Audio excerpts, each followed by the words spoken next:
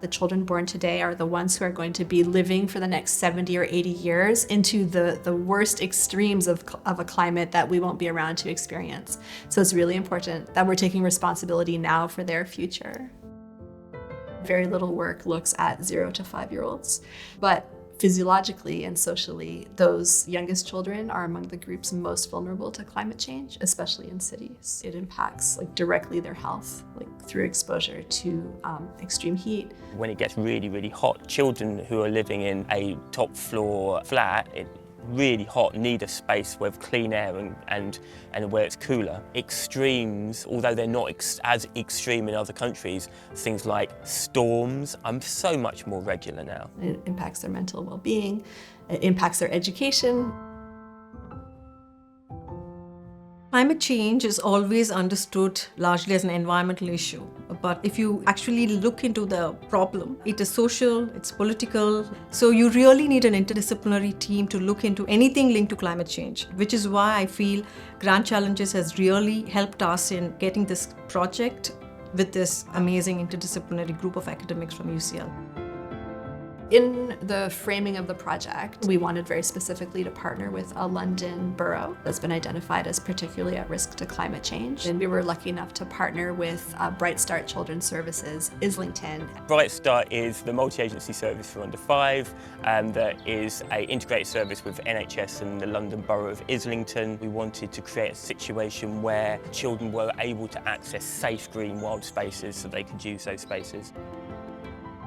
The quantitative aspect of the project is trying to match up our demographics and weather together having an influence on children's attendance at activities. And then the qualitative aspect that we were really interested in as anthropologists was what is the lived experience for parents and children of more extreme and unpredictable weather. We invited local parents to take some pictures of what playtime looks like for you and your children. As a multi-agency team, knowing the best ways to keep our children safe when it comes down to extreme heat, extreme weather of any kind, then this kind of data is going to be really, really important to us. The other aspect of our project was a workshop where we brought together academics and a Bright Start staff, but also public health staff from Islington and childminders and nursery workers to kind of think through together. The point of the workshop was really to try to scope out the scale of the problem and understand the gaps and opportunities for doing more research and for thinking of interventions. The most important thing which has happened is building up the network with the communities and also, most importantly, a trusted relationship with the local council, which we as academics think is so important for doing any impactful research.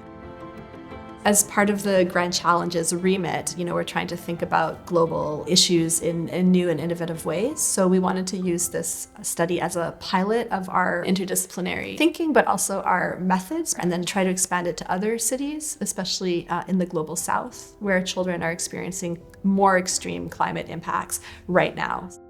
I feel Grand Challenges enables academics to work across disciplines to look into these complex phenomena. Universities need to expand on these types of projects that make explicit links with local partners and explicit links to societal problems, because we need to show that our projects have real-world impacts for people.